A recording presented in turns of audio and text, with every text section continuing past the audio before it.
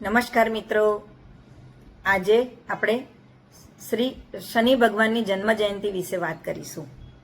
નીલાંજન સમાભાસમ રવિપુત્રમ એમાગ્રજમ છાયા માર્તંડ શંભૂતમ તમ નમામી શનિશ્ચરમ. શનૈશ્વરઃ સ્વધાકારી છાયાભૂ સૂર્યનંદનઃ માર્તંજો યમસોરીઃ પંગુશ્ચ ગ્રહનાયકમ બ્રહ્મણ્યો ક્રૂર ધર્મજ્ઞો નીલવર્ણો જનદ્રુતિ દ્વાદશૈતાની નામાની ત્રિસંધમ્ય પઠેનર તસ્ય પીડા ન ચવાહમ કરિષ્યામિ નમ સંશયમ ગોચરે જન્મ લગ્નેવા દશાસ્વંત દર્શાસુ ચ. શનિ ભગવાનના ખૂબ પ્રભાવશાળી મંત્ર હતા.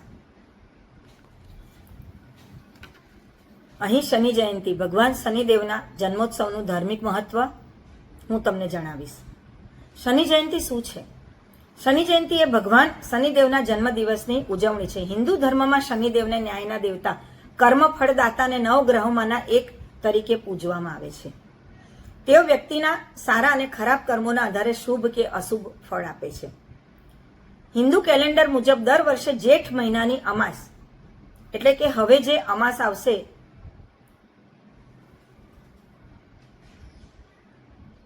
ચૈત્ર મહિનો ગયો, વૈશાખ જશે, હવે જેઠ મહિનાની અમાસ આવશે ત્યારે એ શનિ જયંતિ તરીકે ઉજવાય છે. 2026માં 17મી મે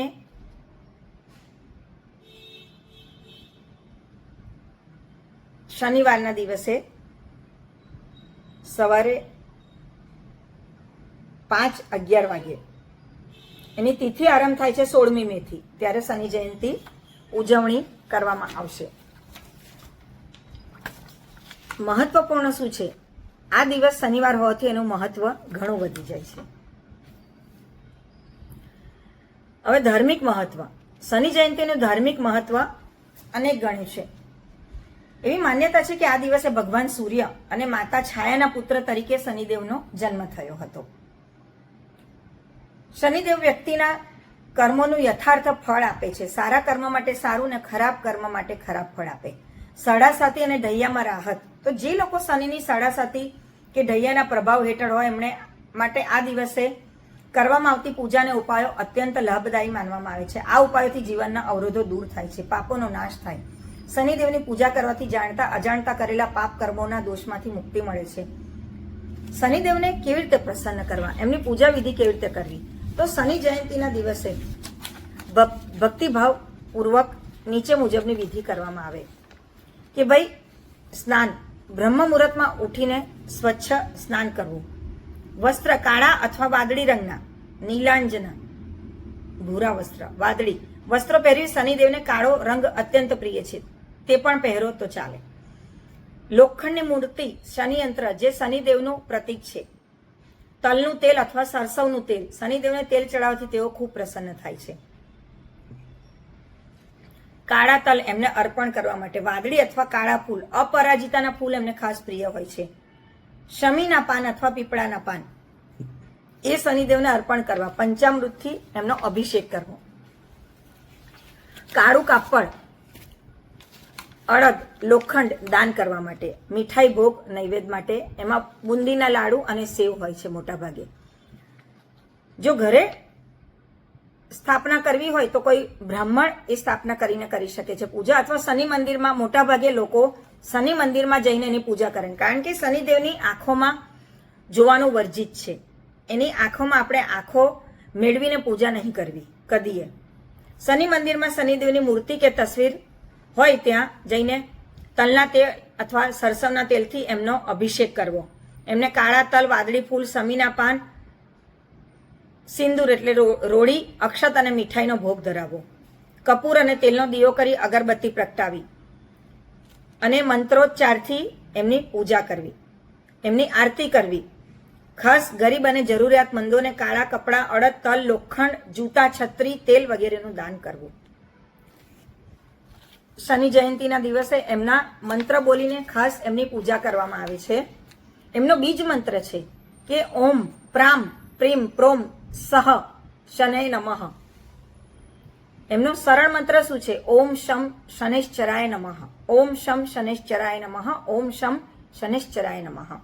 અને એમનો પૌરાણિક મંત્ર જે પહેલા બોલી કે નીલાંજન સમાભાસમ રવિપુત્રમ યમાગ્રજમ છાયા માર્તંડ શંભુતમ તમ નમામિ શનિશ્ચરમ. અને શનિદેવનો ગાયત્રી મંત્ર કયો કે ઓમ ભગ ભવાય વિદ્મહે મૃત્યુ રૂપાય ધીમહિ તન્નો શનિ પ્રચોદયાત. શનિ જયંતીની વાર્તા શું છે? તો પુરાણો અનુસાર શનિદેવ ભગવાન સૂર્ય અને એમની પત્ની એટલે સંવર્ણાના છાયાના પુત્ર છે. એક વખત ભગવાન સૂર્યના અત્યંત તેજને કારણે એમની પ્રથમ પત્ની સંજ્ઞા એમની સાથે રહી શક્યા નહીં અને તેઓ પોતાની છાયા એટલે પ્રતિબિંબને સૂર્યની સેવામાં મૂકીને જંગલમાં ચાલ્યા ગયા. આ છાયાના ગર્ભથી શનિદેવનો જન્મ થયો. જન્મથી જ શનિદેવ કાળા રંગવાળા લાંબા શરીર અને મોટી આંખોવાળા હતા.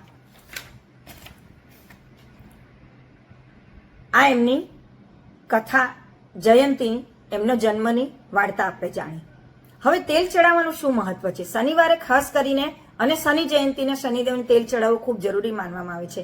એવી માન્યતા છે કે તેલ ચડાવવાથી શનિના ક્રોધનું શમન થાય છે. શમી અને પીપળાની પૂજા. શનિદેવને શમીના વૃક્ષ અને પીપળાના વૃક્ષ ખૂબ પ્રિય હોય છે. એ વૃક્ષની પૂજા કરવી, એની આસપાસ પરિક્રમા કરવી, એના મૂળે તેલ ચડાવવું, જળ ચડાવવું શુભ માનવામાં આવે છે. હનુમાનજીની પૂજા. શનિ દોષથી બચવા માટે હનુમાનજીની પૂજા અને સુંદરકાંડનો પાઠ કરવો, હનુમાન ચાલીસાના પાઠ કરવા અત્યંત ફળદાયી છે. શનિ મંદિરમાં સાવધાની એવી રાખવી, એવી માન્યતા છે કે શનિ મંદિરમાં જતી વખતે શનિદેવની આંખમાં સીધું ન જોવું જોઈએ.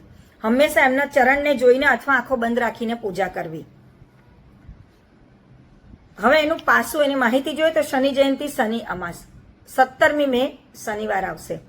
જેઠ મહિનો અમાસ, જેઠ વદી અમાસ. શનિદેવ ન્યાયના દેવતા, કર્મ ફળના દેવતા. મુખ્ય પૂજા સામગ્રી તલનું તેલ, કાળા તલ, કાળા વસ્ત્ર, વાદળી ફૂલ, સમીના પાન, લોખંડ, કાળું કપડું.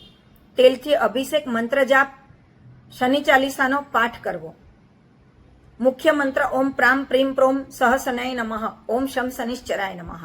મુખ્ય લાભ 7.5 ઢૈયાનો ઉપશમન, પાપોનો નાશ, કષ્ટમાંથી મુક્તિ. શનિ જયંતિ એ ભગવાન શનિદેવની કૃપા મેળવવાનો સૌથી મહત્વનો દિવસ છે.